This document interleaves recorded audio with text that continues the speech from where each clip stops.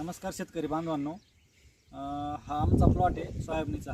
Karishma variety आहे. यावर्षी बऱ्याच शेतकऱ्यांनी फुले संगमकडे कल होता, परंतु फुले संगमच्या बियामध्ये थोडीशी भेसळ असल्यामुळं किंवा बियाचा उतारा चांगला नसल्यामुळं बरेच जण शेतकरी ड्रॉप गेले.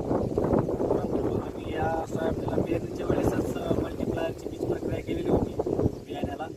त्यामुळं आज तुम्ही पाहू शकता आपला प्लॉट कशा प्रकारे डेव्हलप झालेला आहे. सोयाबीनची ग्रोथ काळोखी या मल्टीप्लायरमुळं एकदम चांगल्या प्रकारे ॲक्टिव्ह झालेली आहे.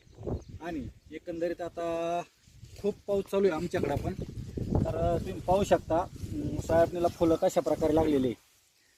तर अशा प्रकारे फुलांची संख्या एवढ्या पावसामध्ये सुद्धा सेटिंग चांगल्या प्रकारे होते. कमीत कमी खर्चामध्ये आज आपण पाहू शकतो. सदर या प्लॉटला आम्ही मल्टीप्लायर, ऑल क्लिअर, नारनास, स्प्रे प्लस असे 2 स्प्रे काढलेले आहे सोयाबीनला. एक लहान स्टेजला काढला होता सुरुवातीला 1 महिन्यानंतर, आणि पुन्हा आता 1 महिन्यानंतर 4 दिवसापूर्वी एक स्प्रे घेतलेला आहे. आज समाधानकारक पिकाची वाढ, साधारण 3.5 एकराचा प्लॉट आहे.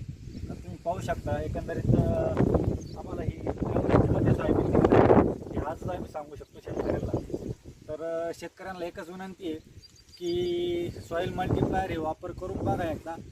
आम्ही इथं वापर करून कंपनीचं पण आम्ही काम करतोच आहे, त्याच्यामुळं आम्ही समाधानी. आम्ही स्वतः रिझल्ट बघितले आणि मग ह्या ऑर्गॅनिक क्षेत्रामध्ये उतरण्याचा पर्याय आम्हाला आवडला. ऑर्गॅनिक शेती करून आज ज्या प्रकारे जमीन वाचू राहिली आणि जमीन वाचल्यामुळं शेतकऱ्याला कमी खर्चामध्ये खूप फायदा होत आहे.